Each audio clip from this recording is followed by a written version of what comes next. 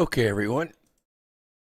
About a 2-minute warning here, giving a chance for the affiliates to get connected via Restream. Get the voice ready for Wednesday night. Just take a moment. Waiting on Foxhole to connect, and we will be connecting with the studio in about 1 minute. So hang in there. Chat room is beginning to populate.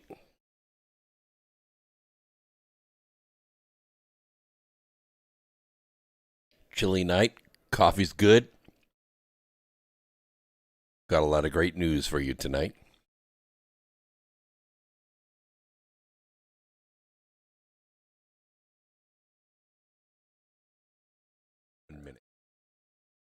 There we go. Foxhole is connected. About, I don't know, 35 seconds or so, we'll connect the studio. Good folks down at Revolution Radio.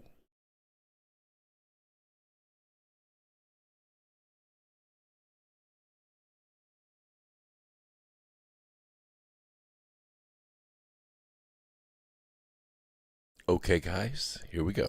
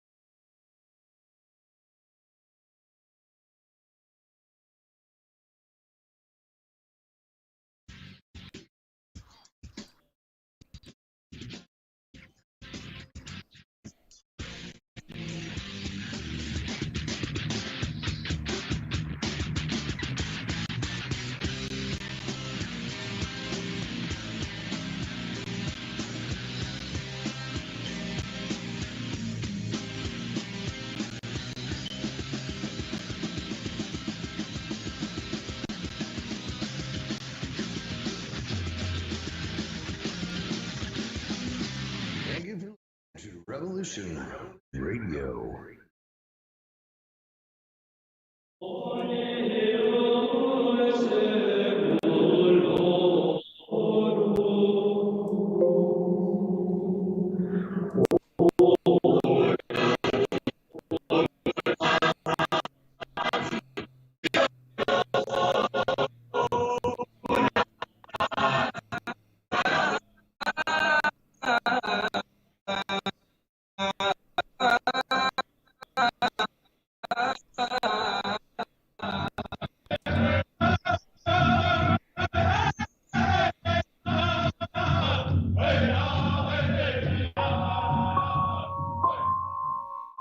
Join Revolution Radio every Wednesday, 8 p.m. Eastern Time on Studio B for Momentary Zen with host Zen Garcia at freedomslips.com, the People Station.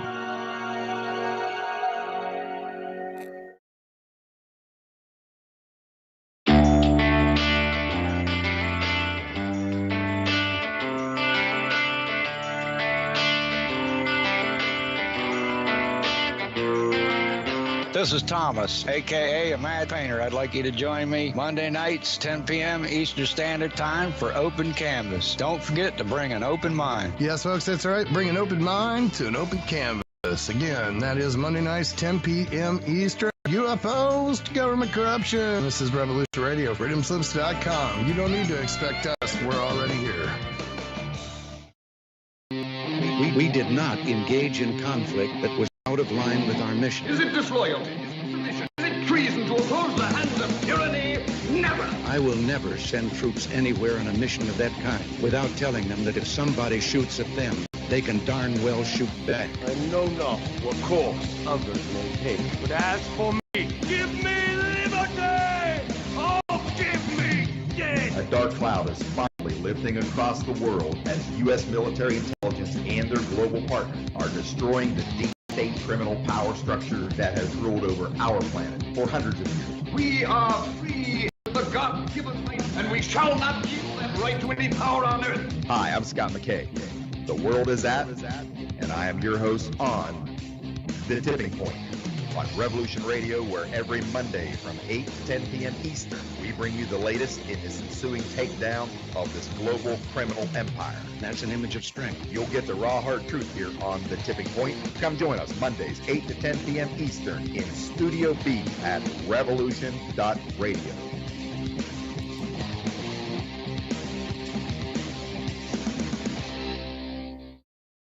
This is the people's war. It is our war. We are the fighters. Fight it then. Fight it with all that is in us. And may God defend the right. Warning! Warning! We gotta stop them! They're gonna kill us all! See how the trouble you've started? Be they the government, be they industry, be they organized labor, be they anyone, or human beings. Time when the operation of the machine becomes so odious, makes you so sick at heart that you can't take part. You can't even passively take part. And you've got to put your bodies upon the gears and upon the wheels, upon the levers, upon all the apparatus, and you've got to make it stop. And you've got to indicate to the people who run it, to the people who own it, that unless you're free, the machine will be prevented from working at all. Revolution Radio at freedomslips.com, the #1 listener-supported talk radio station, throwing ourselves upon the gears of the machine. Revolution Radio, where information never sleeps.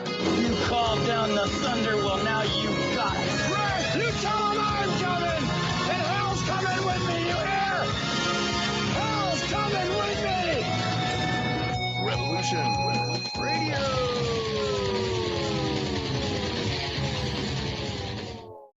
Here we go, hour one.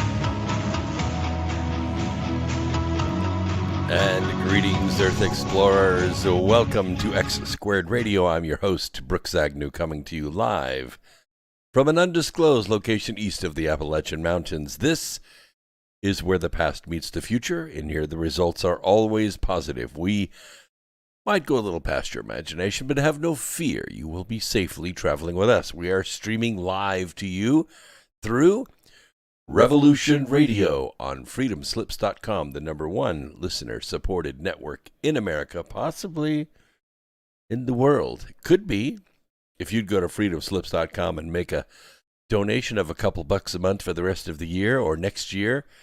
100,000 of you do that, we could change the world. We're also streaming to you live on Rumble, on Facebook, on Twitch, on DLive, on Twitter, on Foxhole, and even on YouTube. Until we say goodbye to YouTube, because we don't let them host all of our free speech because their feelings get hurt. So we have to say goodbye to them so they don't poop their pants like their president. And hello to everyone in the chat room. Lots of people in DLive and Twitch. Some people still on YouTube. That's okay. Keep subscribing. Keep following us, because it will treat, cure, and prevent the disease of ignorance. Good to see you out there, Flawless in the USA. Old Dog, my good friend. Dana Hansen, good to see you out there. And our friends out there on the Pacific Northwest, down in San Diego. Got people in Florida. Nobody in Australia yet. It's still a little hard to get those people over there. But lots going on. We have orders coming in from all over the world, and this is really, really good. Means for a lot of hard work late at night, but we get it all done, get it all out, and I apologize if I've been moving too quickly for some of you who have wanted to cancel your orders. I don't know why, but we'll find out.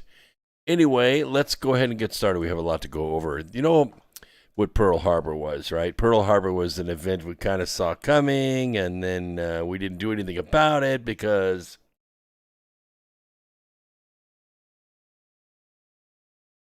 first we thought, oh, the Japanese would never do that. They'll run up close to it and turn around and go back. And then we thought, well, it won't be such a bad thing. We'll get rid of all this old iron, and we'll get a bunch of funding, and we'll get to build a whole new Navy.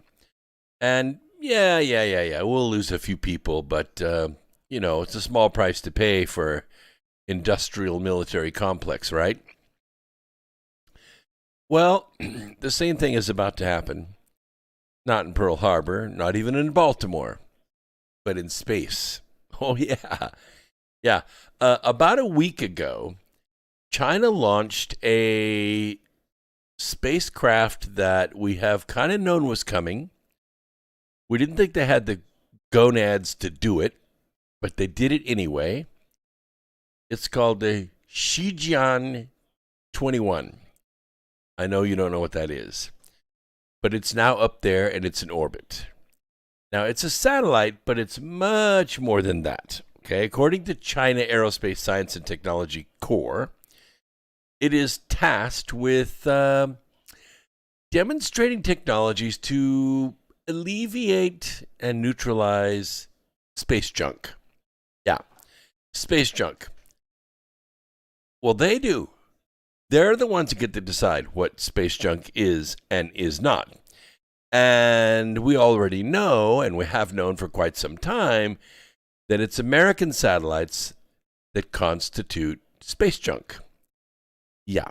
So behind China, of course, this goes all the way back to when the Clintons sold advanced satellite rocketry and telemetry information to China in exchange for campaign cash. We tried to warn you. We tried to tell you what was going on. Nobody would listen. That's okay. But behind China is the ability to take down satellites. And because satellites are not designed to protect themselves, okay? They don't have, anti-satellite missile technology.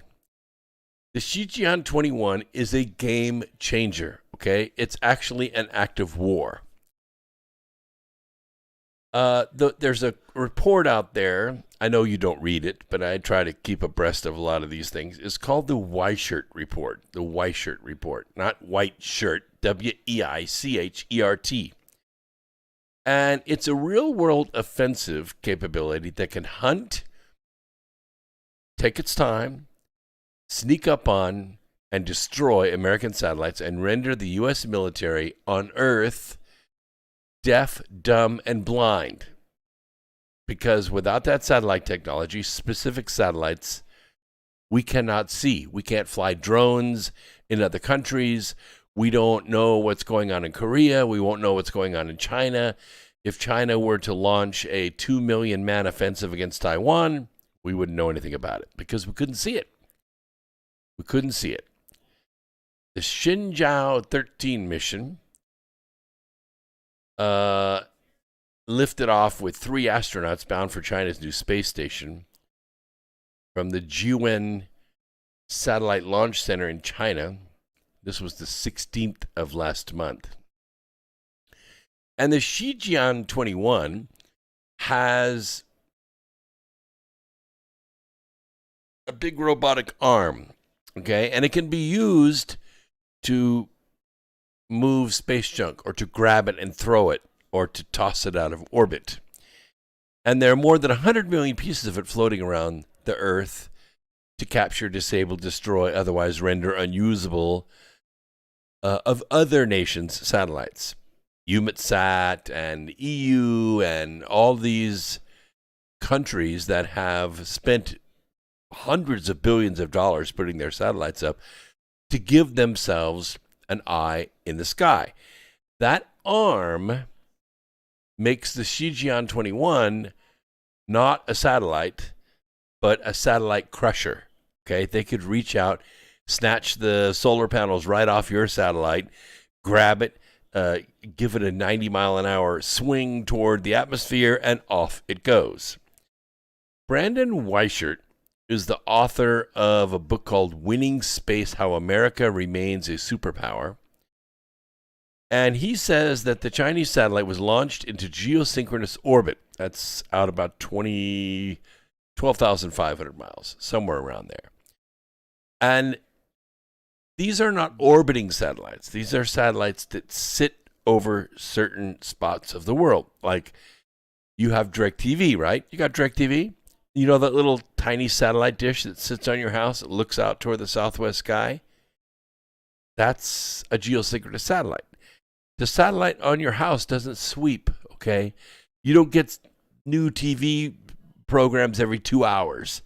You get a constant stream of digital information because that satellite's aimed at a geosynchronous satellite that stays at the same place in space.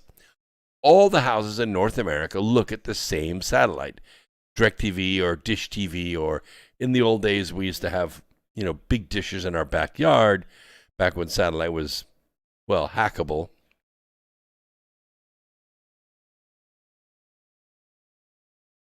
Then they started encrypting it. All my satellite installation friends went to Washington and tried to lobby, hey, you can't do this, you'll put us out of business. They said, yeah, like we care. So everybody went from the big dishes to the little dishes, and I guess you could probably still drive by some houses here and there, and they had those big, 8-foot, 10-foot, 12-foot dishes in the backyard, the mesh one and the fiberglass ones, and it's kind of a joke now, but it was hot stuff in the 80s, let me tell you. I installed a bunch of them. And you could move around to different satellites. You had a low noise amplifier that was either vertically or horizontally polarized, and you could swing that dish around to Satcom 5 or, different satellites. You could pick up sports and, all kinds of different stuff. And then they began scrambling it, and you couldn't pick up anything because you didn't have a descrambler box. So all those satellites are up there still. And in fact, one of my old high school buddies owns one of the old Iridium satellites, and he rents out space on it. He rents out space to cell phone providers and, private TV channel providers, and he makes money at it. All that stuff's still up there. But many of America's most sensitive satellite systems, those critical to nuclear command communications, control, surveillance, military communications, they're all located out there. Mostly North America for defense, but also over Asia and also over North Africa for offensive and for monitoring.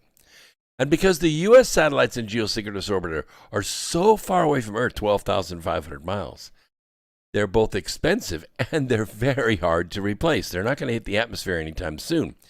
As long as you can keep them powered up, and as long as they have enough hydrazine is the old style of retro rocket. It's hydrazine. You could carry 30 years of hydrazine in a very small space on these satellites, and it's basically a dry powder propellant. Okay, they piezoelectrically puff it into a catalytic converter. The catalyst makes it oxidize quickly, and it helps these small little bursts help position the satellite out there. And you don't have a lot of space debris out of 12,500 miles because those satellites are not orbiting the Earth. They're not going around the Earth at 18,000 miles an hour. They're locked with Earth's rotation. Now, China, of course, designed its new space station, which didn't have anybody on it for a while. And Richard Fisher of the International Assessment and Strategy Center says, to incorporate additional large military modules that can be equipped with lasers, microwave, or missile-based anti-satellite systems. Of course, all that would be highly disastrous, right? The last thing in the world you want to do in space with, 75,000 pieces of junk up there orbiting around like the fastest bullet you ever saw. the last thing you would ever want to do is splat one of them. Because if you splatted one of them and you didn't drive all that debris out of orbit, is now you have this shotgun blast. And you've seen movies with it, right? Where the debris comes zipping by and you can't get your space station out of the way, so it carves it up like a turkey, right?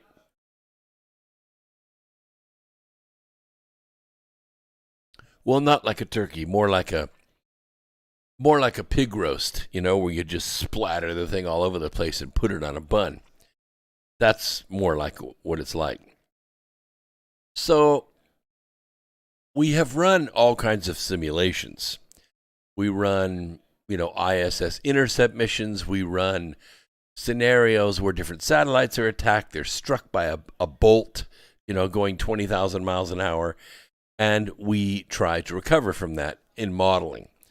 Well, Fisher tells us that Gatestone is now the commander on board the Chinese space station.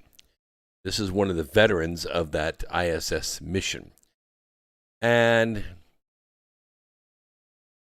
I think the Chinese are going counter space in a very big way because, I've often said that whoever owns the moon, whoever controls the moon is going to control the Earth, right? Well, nobody's in control of the moon. At least not anybody from Earth is in control of the moon. So space is kind of up for grabs. And there is this thought out there that, anarchy is better than losing, right? It is not acceptable to lose, of course, but you can prevent everyone else from winning too. And the vice chairman of the Joint Chiefs, his name is General John Hyten, and he said this 3 days ago at an event sponsored by the Defense Writers Group. Hyten, previously commander of the U.S. Air Force Space Command, which is now Space Force, and U.S. Strategic Command and Chinese military officers, they're doing all those things because they saw how the United States has used space for dominant advantage. We had a plan, and we layered that plan. We laid a foundation, and then we built walls, and then we put windows on the walls, and we built a almost unstoppable foundation from space. That's why we really don't fear any nation in the world. You can launch missiles at us. You can bring your subs to us. You can bring your Navy against us. We'll sink it all from space. We have space superiority. For many years, decades, Washington has taken its space superiority for granted, however.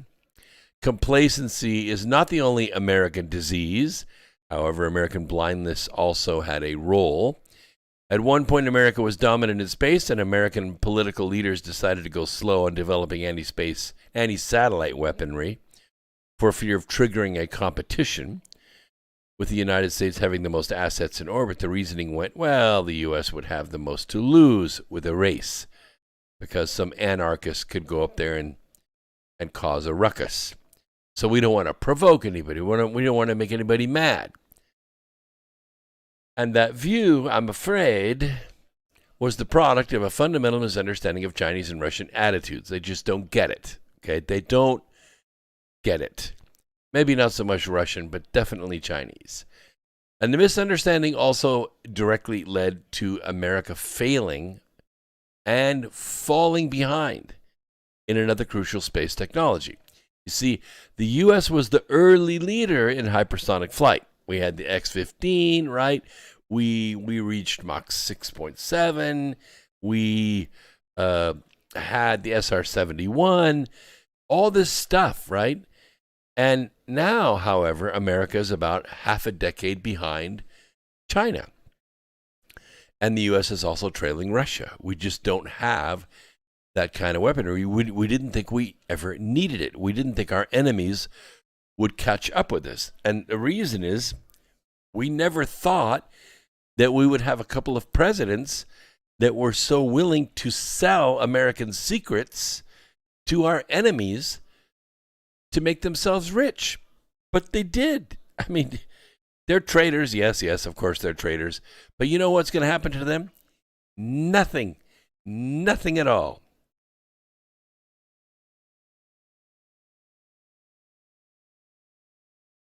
I stood face to face with three state senators, and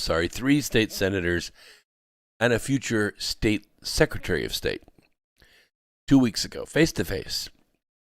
And I asked them, I had to ask my question kind of short, and I would have layered it. I would have set it out like this. Look, I have this list. I call it the Dirty 30. It largely is made up of people. If I just took like an org chart, you know what an org chart is? You have one at work, hopefully.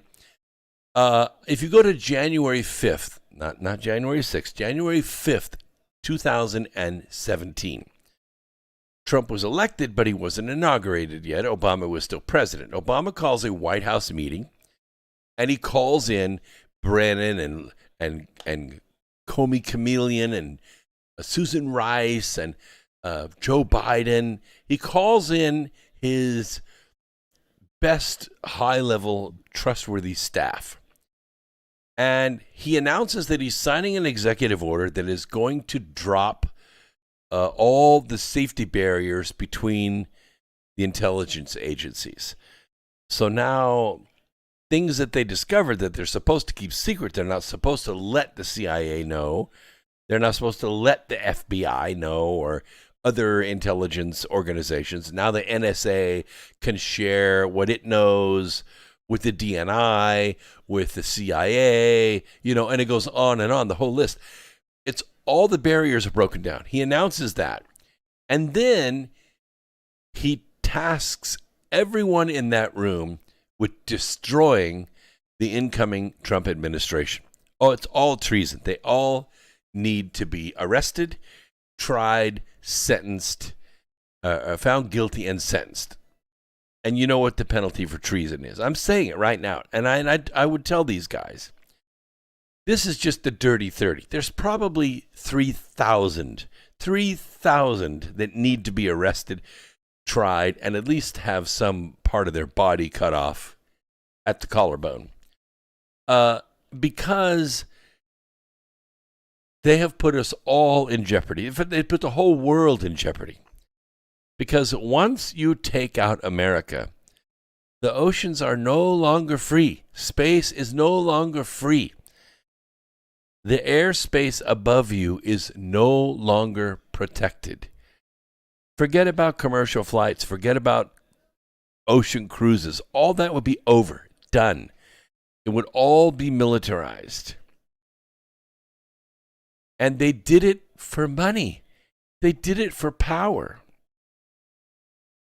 So I asked them straight up, and you can go back and listen to the tape at 26 minutes, 45 seconds into this segment on Monday, a week ago this week, 2 weeks ago this week.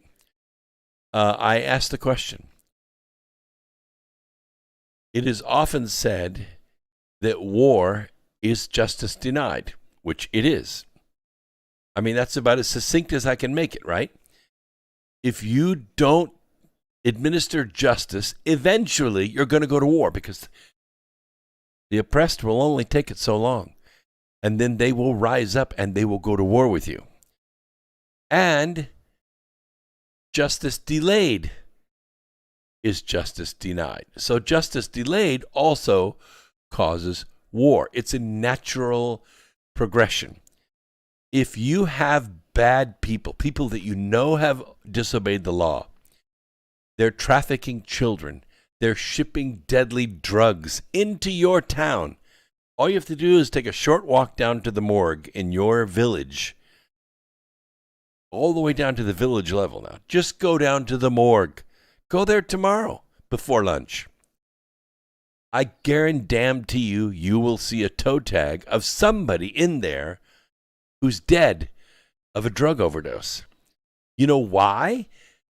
The reason it happens is because fentanyl is being pumped into this country by the tractor trailer load. It is that way because the Taliban are the greatest drug lords the world has ever known. And with the CIA's help and protection and and infrastructure, they're able to ship that heroin, which was once a pretty rare drug when I was a kid. Now it's as common as Skittles and cheap. It comes right into your town, and it's killing you. It's killing your school teachers, your cops, your school kids, your unemployed. It's killing them by the millions every single year. You know why? For money. It's for money for these top government officials.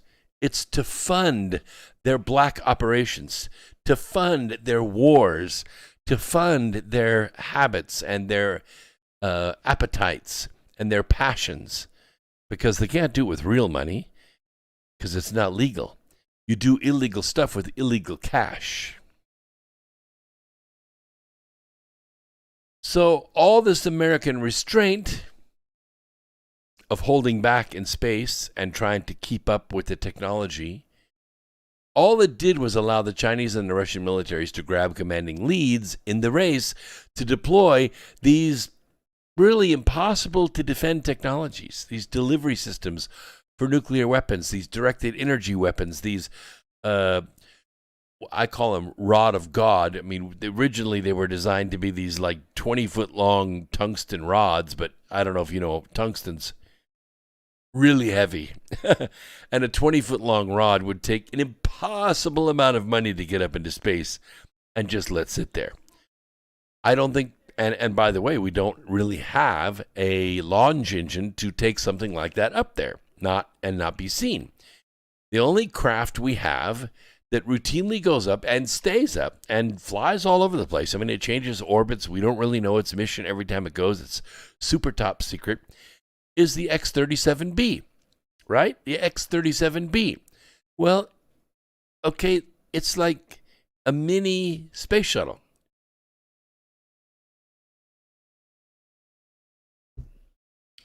Its cargo bay is only 84 inches long. 7 feet. It's 84 inches long. However, you take a 7-foot long dart, 3 inches in diameter, with some steerable fins on the back of it, and you've got something that weighs about 1,000 pounds, and 1,000 pounds traveling at 18,000 miles an hour, you got it. You got 18 megatons of impact. Now, it doesn't have any explosive. It doesn't have to. It's a bullet. I mean, when you shoot a bullet in war, the bullet doesn't blow up, does it? No. But the tiny amount of weight, 55 grains of a 223 traveling at over 3,000 feet per second, you know what it does when it hits human flesh or hits a bone. The impact causes it to shatter into a million pieces. Thus, it tears a big hole. It doesn't punch a nice, neat little hole. It rips a big one. Now, you take something that weighs 1,000 pounds and you jack it up to 18,000, Mach 8, let's say, Mach 10, and you drop it on a sub in the middle of the ocean, or you drop it in the middle of a town, or you drop it in the middle of a convoy in the desert, the concussion is megatons. It's enough to suck the air right out of your lungs and then explode you into a red mist cloud. That's what could be in the X-37B. And that's why when President Trump's, look, we can be anywhere we want to be on this planet in 2 hours, max. That's the maximum. We could probably be there in less than an hour if the ship is somewhere where it could be steered to your general direction. And once that dart is dropped, it's a guided glide vehicle. It doesn't need a rocket engine, and you can't shoot it out of the sky. It's too fast, too small. But all that advantage was sold to our enemies in order to beat the Trump economy, in order to stop President Trump from becoming president. In fact, in late July of this year, July of 2021, the Pentagon was caught flat-footed. Yep, my sources at the Pentagon came to work one day and pissed their pants. Because you know what happened? I already reported on it. China tested its hypersonic glide vehicle. They launched a unpowered vehicle into orbit. It went around the world, completely around the world, and just missed its target, just by a little bit. It was a test we haven't even tried. We haven't even attempted it. And the Chinese flew it right over our heads while my friends in the Pentagon were pissing in their oatmeal. America is now behind China in the ability to take down satellites because this new Shijian 21 satellite with this arm on it is like, Wreck-It Ralph up there. I hate to tell you this. It's a real-world offensive capability that can hunt and destroy American systems and render the U.S. military deaf, dumb, and blind. I've said that. I mean it. And it's only a matter of hours before we see it put to use. They're going to take the highest risk satellites to them out first. And, of course, I've said it a million times, space is the ultimate high ground. And the high ground is always the advantage in a battle. Well, hate to tell you this or remind you, but we are at war, right? This is a real war. It's a real war. And I told you Sunday how 2 fast attack subs, these are not submarines you see in port, okay? If they are in port, they're half draped in a tarp because you don't want the screw to be photographed by a satellite. They're very careful when they bring these in, and they're usually stationed up in Washington State, high latitude states, because it's hard for the satellites to get a good view of it. But they brought these 2 in 3 days apart into San Diego, right? Broad daylight, boom. A very high-risk maneuver. They bring these subs in. Nobody gets off the boat. They tarp the side of the sub. They bring fork trucks out, load whatever they're going to load on that sub. The fork trucks disappear. They pull the tarps back. They push the sub back out. Bam, out to sea. Nobody gets on. Nobody gets off. Well, nobody we could see gets on. And don't think for a minute that this was, like McDonald's or prime rib or anything like that. It wasn't food. They could have got that in San Diego, in Washington State. They could have got it up there in Seattle. No, this was technology that they were loading on the ship. It could have come from Wright-Patterson. It could have come through El Toro. It could have come through Miramar. The point is that these subs had to get it and get out. They had to get it and get back out to the battlefield. I don't know if you missed it or not, but not too many weeks ago, we had a couple of subs rammed.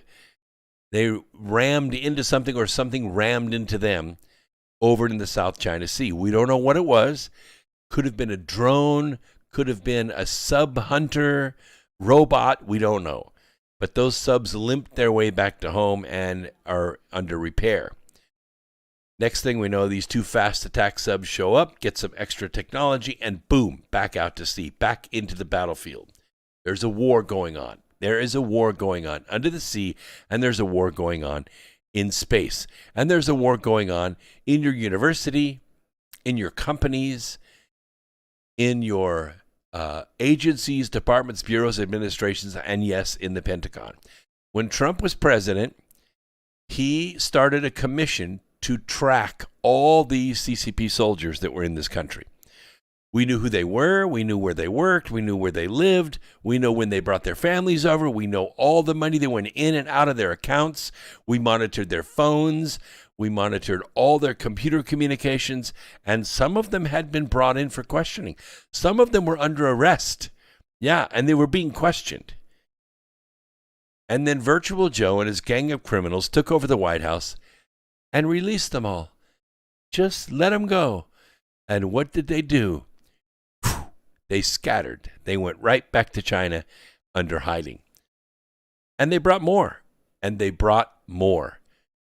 Okay? President Trump knew we were at war, and he treated it like a war footing. He didn't trust the enemy. Well, the enemy is now in the White House. The enemy is now in the West Wing. And even though space is the ultimate high ground, it isn't the only high ground.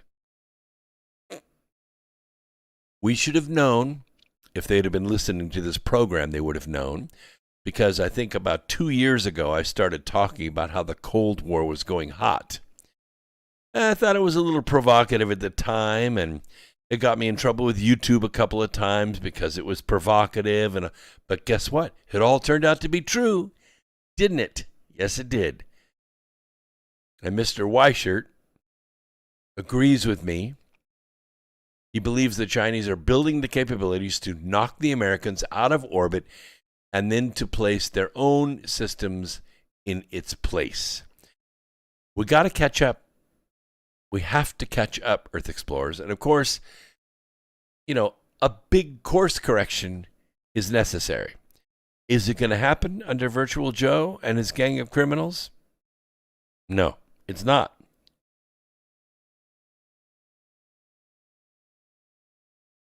I was on Beyond Belief with George Noory. I think it was early last year. And he asked me, why did President Trump establish the Space Force? You can go look at the episode. But I said, you're a flag officer, and George was.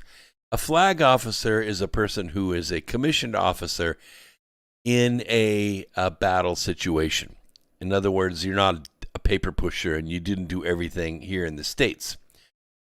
A flag officer is your most valuable asset because they've been tested under stress. They have already proven their allegiance in the battle, in the test of flesh and steel. Well, Obama got rid of a lot of them, and the Pentagon, what I call the General Corps, became corrupted. The General Corps became politicized under Obama. He got rid of a lot of the generals that would not follow his orders, and he put and promoted generals and officers that would obey his orders, which were mainly, if I ask you to fire on the American people, you will fire on them, yes or no? Yes, I will, my captain and my commander. And so those were the ones that were promoted. And they dolled up battle reports, and they changed data and collections from various surveillances to make it look like Obama was winning everything as ISIS grew bigger and bigger and bigger. Once Trump got into place, the first three things he did: first, wipe out ISIS. He smashed ISIS, every corner of the earth. No one will even dare say their name.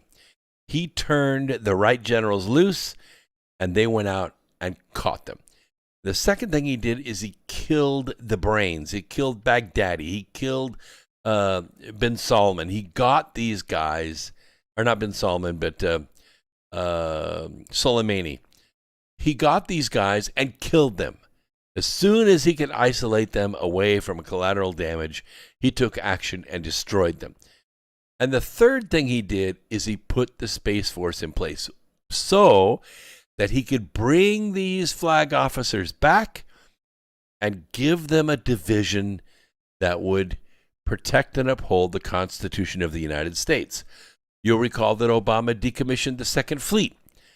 The Second Fleet guards the North Atlantic, which is basically New York and Maine and Nova Scotia and all that. That's all protected by the Second Fleet. Obama closed it, got rid of it, opened us up and made us vulnerable to Russian surveillance. And they did. And so what Trump did is he reactivated the Second Fleet. And it doesn't mean necessarily that he took all those old Second Fleet ships and said, hey, put a fresh coat of paint on these things and get them back out to sea. Built new stuff. Brought flag officers back and put them in charge of it. And the new stuff was a little smarter than the old stuff. Smaller, faster, more high-tech, more nimble, able to protect the Atlantic Northwest or Atlantic North Coast like nothing that you've ever seen before. And he built the Space Force so that we would have a branch of the military that could lead the way in allegiance to the Constitution. Of course, you got to have a ground force, and that, of course, became the Marines. You remember that when the CIA was pulling all their shenanigans, that the Marines went one Saturday and flew helicopters around and around and around Langley. You remember that? For a couple of hours? Flew real low, hung out the windows with binoculars. Basically, they were saying, stop it. Stop it right now, or we're going to land and take this place over. You're out of business. You're out of business. You're out of line, and you're out of business. And the Marines did their thing. Unfortunately, and many of us know this because we have dealings with the Department of Defense, or have had. If you've ever been to the Pentagon, you'll know exactly, or made a petition in the Pentagon, or spoke at the Pentagon, you'll know exactly what I'm talking about. The Department of Defense is unbelievably slow and bureaucratic. It just is. The Pentagon's bureaucracy is freaking brutal. I think it was last year. It was either last year, or it was early last year. We were trying to work with the Department of Energy, which is, this particular project was also selling to the Department of Defense. Not in a strategic way, but in a tactical way. We were trying to sell support for 5 military bases, and our technology would have protected them against power outages. And even though our business plan was very good, our prototypes were awesome. They came and they drove them and test drove them, and everything was great. The Department of Energy, very casually, we're on the phone with him in a conference call, and they say, yeah, well, it'll probably take $1 million. That would probably get it. And you're probably looking at a year. You see, the way the bureaucracy works, you say, okay, we're going to make our initial response to this solicitation. And we're going to try to get a grant. We're going to try to get an award out of it so that we can make money putting this technology at 5 military bases and running it for a year. So we could stay in business, right? And we can then use that as a basis for launching bigger and better versions of the technology. And even though it made tremendous sense, and even though it was mission essential, here's how it goes. You make your application, and they have 29 days to respond. So they respond to you in 28 days. And they send you a little note. Yeah, we need some more evidence on the cost of your cabinets. And you think, gosh, that's it? Just the cost of the cabinets? Well, I think I have that right here. I got it right here. You stick it on your secure email. You attach it. Boom. Off it goes. You got it. Same day. They have 29 days. 29 days. 28 days, they open it and they say, yeah, you know, these cabinets, they're all right. But now we need to know what is the source of your copper cable? What country does the copper cable come from? Where does the copper come from? And you go, what? I mean, that's part of the FAR, right? It's in there. Country of origin, copper. There it is. It's Utah. Boom, Kennecott. We have it. Boom, you send it off. 29 days later, they respond. You see what I'm saying? A year goes by. All your salaries are still rolling. All your utilities are still rolling. All your insurance and all that's still rolling. And you're eating your own ass all day, every day. And do they care? No. No, they don't care. And there are application fees, and there are trips you have to make to Washington, trips you have to make to Maryland, trips you have to make to maybe the military base itself to make a demo, all at your expense, everything at your expense. And then at the end they go, well, you know what, we don't have any money for this, so thanks for the information, we'll get back with you. That's the bureaucracy I'm talking about. ultimately, you're going to end up facing people at the GSA. GSA is the General Services Administration. This is like eBay and the DMV. eBay at the DMV. Yeah, so I don't need to go into it. You're already miserable enough. You get the idea.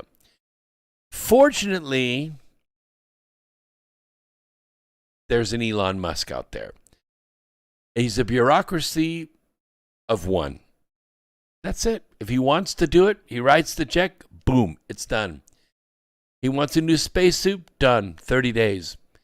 30 days, that's it. He just makes up his mind and that's it. His SpaceX is building the Starlink constellation of telecommunications satellites in low Earth orbit. And guess what? When it's complete, it's a staggering 42,000 satellites. 42,000 satellites. And it can be used by the satellite-dependent U.S. military when China has crushed, lasered, shot down, or bumped out of orbit America's military assets in space. They're all just, the size of coolers with solar panels on them, but they're very powerful. And of course, China's going to try to take down the Starlink constellation too, but it's too big. It's too convertible. You take one section out, another one takes over. Okay? What Beijing is planning is a space Pearl Harbor. Now, they only have one satellite up there. But as I said, you take a good-sized satellite and smash it and use it as a shotgun, and you can take out a whole lot of small satellites. What is it? Bonnie725 says, so I have a question for those who buy on eBay. Why won't it take my bank card? Do you have to use PayPal? The answer is I don't know, because I always use PayPal on eBay. It's fast and easy. I only keep enough money in PayPal to make purchases like that. Recently, because I have been providing other products, I've had more money in my PayPal than I normally do, and PayPal froze my bank account. We got things worked out because we kind of arm wrestled a little bit, and I won. I got the limit to my bank account expanded. So Hair Razor says, does your card have the Visa or MasterCard emblem on it? She says, yes, it has Visa. And the answer is you can use your card without having to use PayPal. You can. You have to go through PayPal, but you can use your card without having a PayPal account.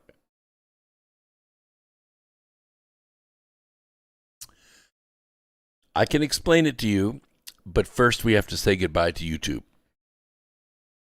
Yeah.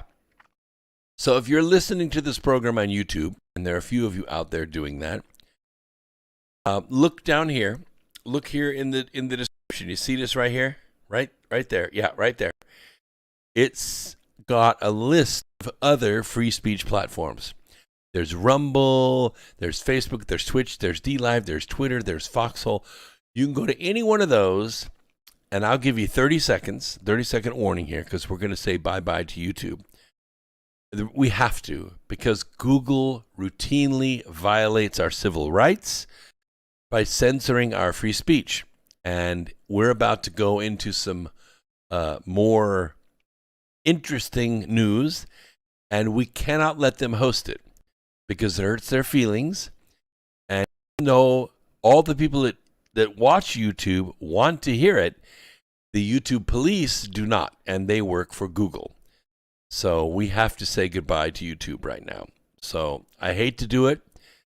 I love my 20,000 plus subscribers at YouTube, but it just has to happen. So long, YouTube, and we'll see you Sunday night.